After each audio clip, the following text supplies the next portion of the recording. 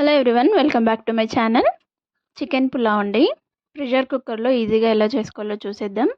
Time కూడా save అవుతుంది, taste కూడా చాలా బాగా వస్తుంది. స్టవ్ పైన కుక్కర్ పెట్టేసుకొని 3 టేబుల్ స్పూన్ల ఆయిల్ వేసి హోల్ గరం మసాలా, పచ్చిమిరపకాయలు, ఉల్లిపాయలు వేసుకొని ఇలా వేయించుకోవాలి. ఇప్పుడు అందులోకి పసుపు, అలాగే అల్లం వెల్లుల్లిపాయ పేస్ట్ కూడా వేసుకొని పచ్చివాసన పోయేంత వరకు వేగనివ్వాలి.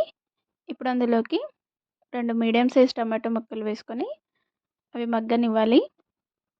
ఇప్పుడు అవి మగ్గిన తర్వాత అందులోకి పెరుగు వేసుకొని ఒకసారి కలిపేసుకోవాలి. అంతా ఇలా కలుపుకున్న తర్వాత చికెన్ వేసుకోవాలి.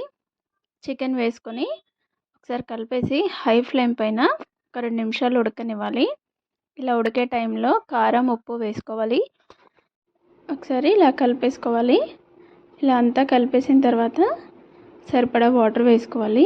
మనం బాస్మతి రైస్ ఎంత తీసుకున్నామో దానికి సరిపడా వాటర్ వేసుకొని, వాటర్ వేడైన తర్వాత రైస్ కూడా వేసుకొని కొత్తిమీర, పుదీనా కూడా వేసి ఒక్కసారి కలిపేసుకొని మూత పెట్టేసుకోవాలి. మూత పెట్టిన తర్వాత 3 విజిల్స్ రానివ్వాలండి. ఇలా వచ్చిన తర్వాత 5 నిమిషాలు ఆగి మూత ఓపెన్ చేయాలి.